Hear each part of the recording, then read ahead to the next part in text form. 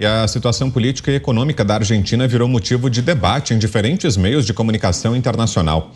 Recentemente, o The Wall Street Journal dos Estados Unidos publicou uma reportagem sobre o provável desfecho do país, administrado pelo esquerdista Alberto Fernandes, e fez um pedido ao presidente Joe Biden para que negasse qualquer ajuda econômica ao governo argentino.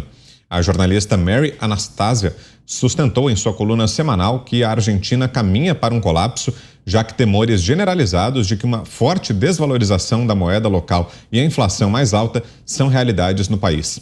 Além disso, ela considerou que a renegociação da dívida com o Fundo Monetário Internacional foi uma espécie de compra de tempo do governo argentino.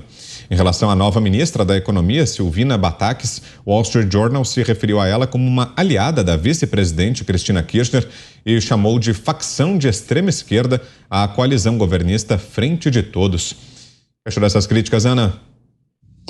Críticas pertinentes, né? Agora, segundo o consórcio aí no Brasil, como diz nosso querido Guilherme Fiuza, o problema é a reunião do presidente Bolsonaro, uma reunião aberta com alguns embaixadores, sendo que o Fachin também teve uma reunião com os embaixadores. Agora, essa receita da Argentina, que afundou, a gente não pode nem falar mais está afundando a Argentina, que já afundou o país, é a mesma receita econômica que o Lula quer implementar no Brasil. Taxação de grandes fortunas, estatização de empresas, administração a canetadas, ignorando aí prerrogativas legislativas do Congresso.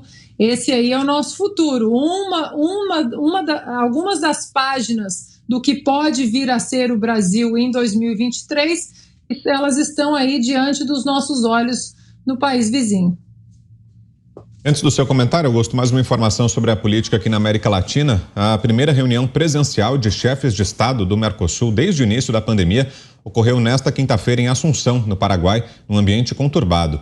O presidente da Argentina, Alberto Fernandes, comparece ao evento com diversas preocupações por conta da crise política e econômica em seu país, que enfrenta inflação anual de 64% e manifestações intensas nas ruas. O do Paraguai, Mário Abdo Benítez, também vive situação interna complicada com a divisão do Partido Colorado em abril do ano que vem. O mandatário do Uruguai, Luiz Lacalle Pou, deve apresentar aos pares um balanço das negociações com a China para um tratado de comércio entre os dois países. A decisão de negociar por fora do bloco confronta a resolução número 32 do Estatuto do Mercosul, que proíbe que membros do bloco façam acordos sem aprovação dos demais. Já o presidente Jair Bolsonaro preferiu cumprir a agenda no Brasil, participando de forma remota do evento, enviando o ministro das Relações Exteriores, Carlos França, para representar o país presencialmente. Ontem, um acordo de livre comércio entre o Mercosul e Singapura foi assinado. Estimativas do Ministério da Economia informam que o tratado poderá incrementar ao PIB brasileiro em 28 bilhões e 100 milhões de reais em 20 anos. Augusto. Imagina, se com os países em situação melhor, o Mercosul é esse fiasco aí, como é que vai agora perder tempo com esse negócio? Cada um tem que cuidar do seu país neste momento e o Brasil está reagindo muito bem para a aflição dos nossos analistas e profetas da economia e da política, né? O Brasil vem vindo bem.